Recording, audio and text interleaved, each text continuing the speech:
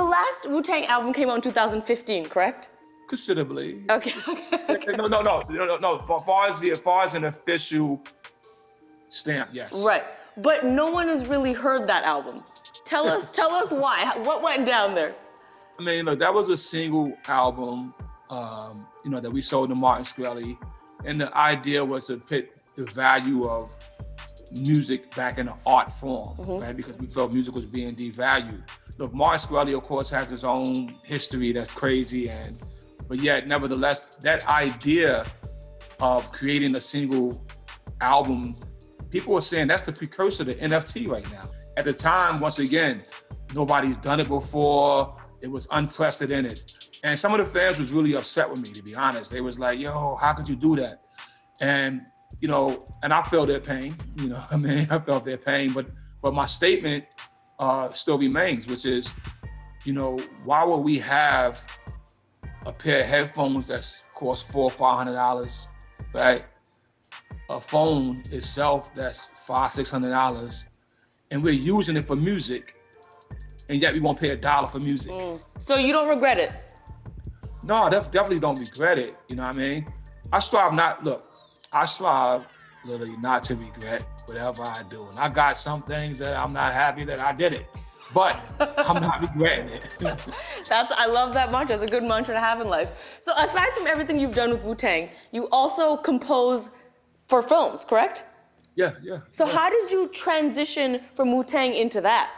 Well, that was crazy, right? Because imagine being a hip hop producer, right? #1 album in the country, in the world, right? Wu-Tang Forever, sensation, right?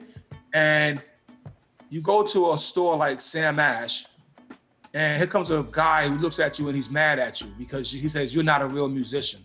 So what do you mean I'm not a real musician? I produce hits, baby. I got platinum, yo. He's like, yeah, but you don't even know what a C chord is. I'm like, well, I don't. and so I basically picked up a music theory book and started studying the theory of music and understanding the circle of fifths and progressions and things of that nature. And I was fortunate during that period of time to meet a director named Jim Jarmusch. And he asked me to come on board to compose a film for him called Ghost Dog. And it all made logical sense. Where I was headed to as a musician was preparing me for this particular path. And so I did the film Ghost Dog. It was critically acclaimed. We sold a lot of soundtracks, and that led on to me meeting Quentin Tarantino later on, and him telling me to come and be the composer for his movie Kill Bill, Volume 1 and Volume 2. Wow. So, yeah. Boom. So you taught yourself music theory? Yeah. Well, I have books, I got the Berklee Music School book on jazz theory. I had Leonard Bernstein's book on composing. I worked under Hans Zimmer for a year. And I just took all that knowledge, and Quincy Jones as well, Isaac Hayes, they all distilled the knowledge. And I'm going on with this because the biggest thing I try to tell people of any craft is that study. Right? And after studying, go find the other masters who's already studied and have the experience. And that will help elevate your craft. Absolutely. We got to, of course, talk about your new film called Nobody. It's coming out the end of this week on streamers. I cannot wait to watch it because every time I'm sitting at home and I Google best new movies to watch, this movie comes up and I can't watch it yet. But I'm so excited. Tell everyone, what is it about? Who do you play? I play a character named Harry, who is the brother to Hutch, played by Bob Odenkirk. We got Christopher Lloyd in the film and Connie Nielsen.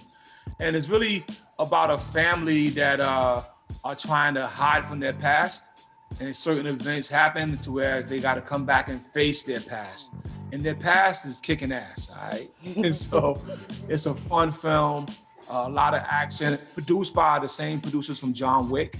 So, they always make crazy action sequences. And I'm telling you, it's the 2-bucket of popcorn movie, yo. Dang. So now your character does some stunts, right? In the film? Yeah, definitely. Considering you're into martial arts and stuff, did you do the stunts yourself? Yeah, I did my own stunts, you know what I mean? Look, now we got a stuntman on deck as also, just in case I break my leg, all right? or just in case, to double down with the action. But I was, in good enough shape to do what the stunt director put together.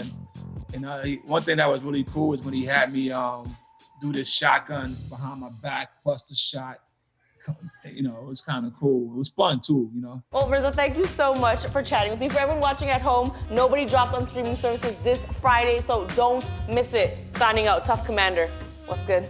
Oh my God, thank you so much for watching the show.